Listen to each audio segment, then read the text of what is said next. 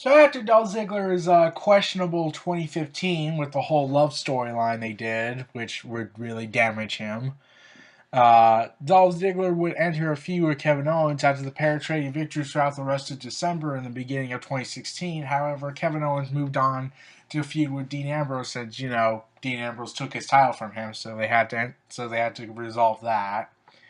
So Ziggler would flounder around for a bit and be given a Royal Rumble opportunity in 2016 as the 28th entrant, lasting only 7 minutes.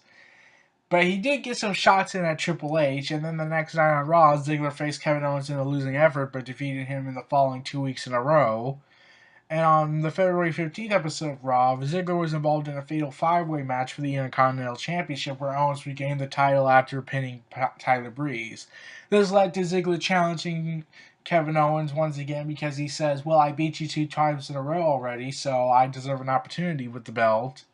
So this led to a match between them at Fastlane, and Ziggler ultimately lost. In the following weeks, Ziggler began to reignite his feud with the Authority, and on March 14th episode of Raw, it came to a boiling point where he confronted Triple H and Stephanie McMahon. This resulted in Ziggler being granted a match against Triple H where, if he wanted, he could pick his match at WrestleMania, excluding the WWE World Heavyweight Championship match. Now, like I said, I was surprised that this match actually happened. I was thinking that, they're gonna pull some bullshit, like the Authority's gonna have backup and beat the holy hell out of Ziggler, or Triple H is not cleared to compete since he's an authority figure and they could do this bullshit excuse. But no, they went forward, said, yeah, let's do the match on Raw. And they gave away a dream match for so many people away on free television because everyone wants to see Dolph Ziggler finally win the big one against the World Heavyweight Champion, especially Triple H. And Ziggler would lose the match.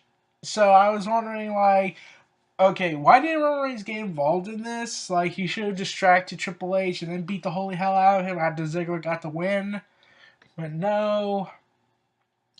And then Ziggler would get involved in the championship match for Kevin Owens' Intercontinental Championship in a ladder match at WrestleMania 32. So really, what was the whole point of that? Like, it made no sense to me. So yeah, I'm trying to wonder. Like, the match was great. I might make a video about that one day. But I felt like it was more like WWE was trying to tell Triple H, okay, we're going to give the IWC fans a big middle fuck you finger to the audience to say, oh, you want Dolph Ziggler? Oh, you want guys like Dolph Ziggler to succeed? Well, here's the thing, we're not going to let him succeed. So, yeah, that's my best bet. So, Zack Ryder would win at WrestleMania 32 during the ladder match. So, following WrestleMania 32, Dolph Ziggler would start a feud with the debuting Baron Corbin after Baron Corbin and Ziggler had their first match together and went to a double countout, leading to Corbin hitting the end of days outside of the ring to Ziggler, igniting a feud in the process. At Payback pre-show, Ziggler faced Baron Corbin in a winning effort, which surprised me. Baron Corbin really should have won. The two then had a no DQ match at Extreme Rules where Corbin won after hitting a low blow on Ziggler. And following Extreme Rules on May 23rd episode of Raw, Ziggler had a confrontation backstage and challenged him to a technical wrestling match the next week. In a match, Ziggler intentionally got himself disqualified when he kicked Corbin in the groin immediately after the match began. This led to a rubber match at Money in the Bank, which Corbin won and ending their feud. So, yeah, Ziggler wouldn't really do much. Like, he floundered around once again, being stuck in limbo. And then on July 19th of SmackDown Live, Ziggler was drafted to SmackDown as part of the 2016 WWE Draft. And on the July 26th episode of SmackDown, Ziggler won a six-pack challenge in his first debuting against John Cena, Bray Wyatt, Baron Corbin, AJ Styles, and Apollo Crews to become the number one contender for the WWE World Championship. Like, I was expecting, Bray Wyatt's going to win this match. Like, that's the clear goal they're going to do. They're going to build up Bray Wyatt versus Dean Ambrose. But they never did that, which was disappointing. I would have loved to see Bray Wyatt win the championship for a month and then drop it to AJ Styles. But, yeah, I was surprised Dolph Ziggler won. So I was like, that's when the moment I thought like, okay, they're gonna do something different on SmackDown. And on August 2nd edition of SmackDown Live, Ziggler defended his number one contender spot for SummerSlam in a match against Bray Wyatt to prove his critics that he is worthy of being in the main event. Ziggler won the match, but it was attacked afterwards by Wyatt and Eric Rowan, who also laid out the champion Dean Ambrose, when he attempted to save Ziggler. And during this, like, it looked like it was building towards a triple threat match, which really would have been awesome and really could have helped the match at SummerSlam a lot better. But yeah, I was wondering, why is Bray Wyatt involved in this feud if he has no business in it? Like, are they just looking for an excuse they can't do tag team matches? Like, I get the roster is heavily split, but like, yeah, why can't they just like have a triple threat match? That would be a hell of a lot awesome. But no, we're not getting that because even though he's on SmackDown Live, the WWE logic is still following Bray Wyatt around and forever plaguing his career. Because Bray Wyatt has said himself, WWE doesn't know what to do with him because his character is so different from The Undertaker. So Ziggler would once again scream into the mic, delivering more passionate promos about how he wants to prove himself, and then super kicked Dean Ambrose, and then it finally came to SummerSlam, and Ziggler was defeated by Ambrose. And this is also where the match was bad. Like, it wasn't the worst match of the night, but like, yeah, it could have been a lot better. It should have been a triple threat match. But no, we don't get that. Instead, we get whatever we got on SummerSlam. So, yeah, that really should have been a triple threat match.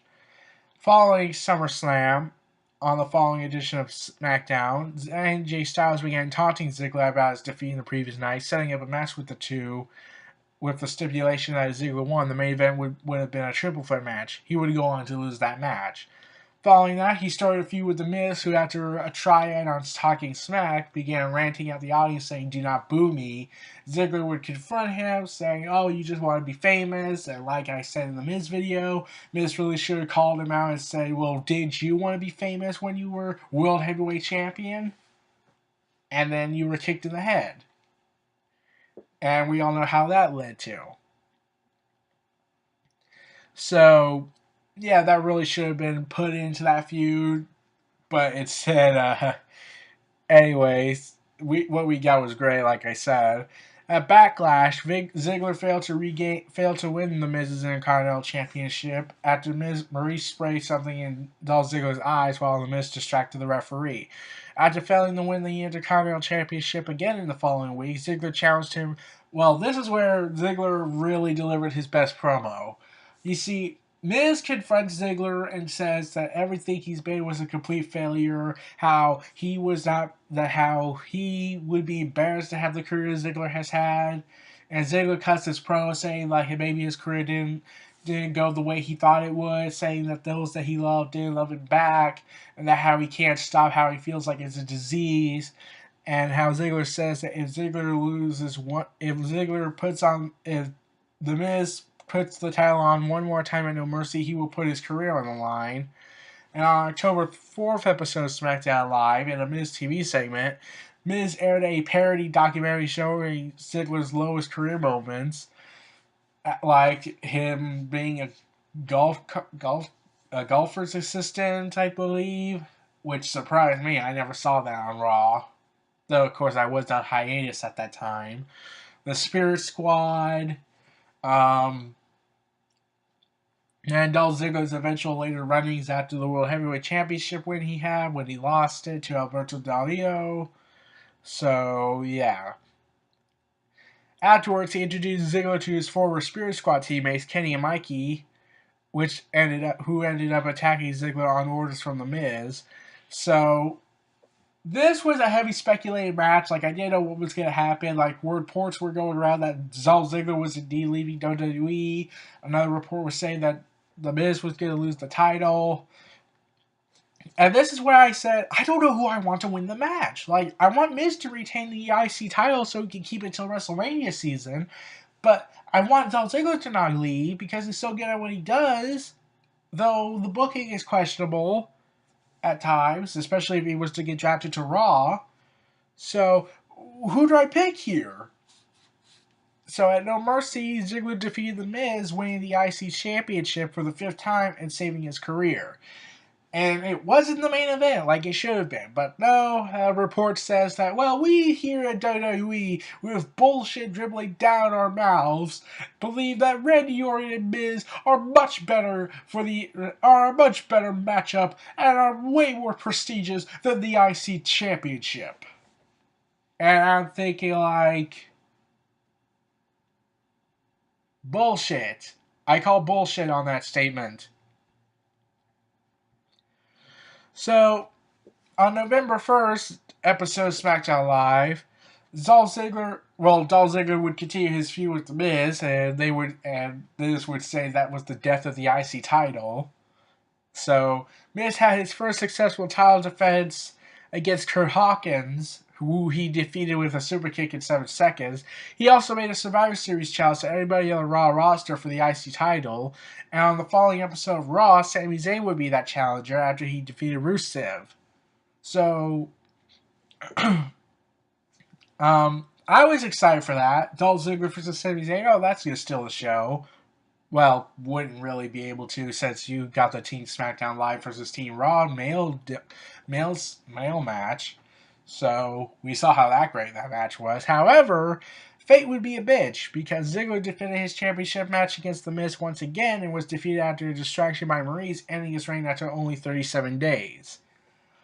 So on November 22nd episode of SmackDown, it was announced that Ziggler would face the retaining Miz in a ladder match at Tables, Ladders, and Chairs event for the IC title in what was advertised as their final match together, where Ziggler was defeated. And like I said in the Miz video, it wasn't the best ladder match, and it wasn't really a bad one. It was just sort of average at best. Like, they put their all into it, but like it was a B+ at best. Oh, I guess Dolph Ziggler is a B+ player. So after that match, it looked like they were going to continue their feud for some reason, but instead, like, Dolph Ziggler would move on afterwards after pinning Dean Ambrose in a fatal 4-way elimination match involving The Miz and Luke Harper to become the #1 contender again for the WWE Championship after AJ Styles was still champion. The following week, Baron Corbin confronted Ziggler, and the two had a match with Ziggler's #1 contender spot on the line. The match ended in a double countout, and Daniel Bryan made the December 27th episode of SmackDown for the WWE Championship to be a triple threat match between Styles, Ziggler, and Corbin. In that match, Styles retained the championship after pinning Ziggler. And that was an awesome match. Like, it was just awesome. Like, Ziggler and AJ Styles, they do this moment where they just look at each other with Baron Corbin's laid down on the table and they were just like shrugging their shoulders like, hey, fuck it. And fly! And crash into the table. That was the highlight for me. Now, after Ziggler lost this match, it looks like he's on the verge of mentally breaking. Yeah, I could say what happened on the January 3rd of SmackDown, but that is in 2016. I knew Ziggler was going to snap. I will say this, because after loss, whereas on Raw, they probably would do some bullshit excuse how he's not going to give up. On SmackDown Live, I was like, yep, he's going to snap. They're going to take more risks here. Now, sorry if this video was the shortest one out of all of them. That's because Dolph Ziggler was floating around a lot throughout 2016 until the halfway point. So, yeah. But Dolph Ziggler really had a hell of a second half of 2016. Like, I didn't think he would ever go back to daring touching the World Championship feud again. But instead, WWE SmackDown Live is like, nope, we're going to take that risk again. We're going to give you another opportunity at the title. And we're going to give you this match. Even though you're not going to win it. But still, this is the first time in how many years you've been close to getting that title opportunity? That really says something about how SmackDown Live operates. So, Yeah, and his feud with the Miz was the best one of them all on SmackDown Live. Like, you could make the argument, oh, John Cena and AJ Styles was better, but like, whereas on that feud, you expect that feud to happen, where AJ Styles calls out John Cena for everything that he's done on like being a hypocrite and whatnot. Whereas Dolph Ziggler, he invoked a huge emotion about how he feels like, despite he loving the business doesn't love him back, highlighting the politics that plagued him, especially in 2013. So I got the feeling like that would really pushed it to be a feud of the year quality bout instead of AJ Styles and John Cena. Like, John Cena and AJ Styles had the better matchups, but Dolph Ziggler and The Miz, in my opinion, had the better story. Because with AJ Styles and John Cena, you expect, oh, he's an indie guy, so they're going to do the whole, I'm indie, so therefore I'm better than you mentality. So, yeah. And I really did love that they involved the IC title in this, because it really made the IC title stand out and be more prestigious, unlike the Universal Championship, the United States Championship, and the Hot Potato Women's Championship. Yeah, basically every title besides the tag team titles for a bit, and then afterwards the tag team titles. Every title on Raw is not as prestigious or really booked well as, well, the IC title. Like, your world title on Raw is not as booked as well as the IC title. Yeah, that really should say something. So everyone, this was Dolph Ziggler's thoughts. This was my thoughts on Dolph Ziggler's 2016. This was Near Reality Entertainment. Feel free to like, comment, subscribe, and donate. Stay tuned for more.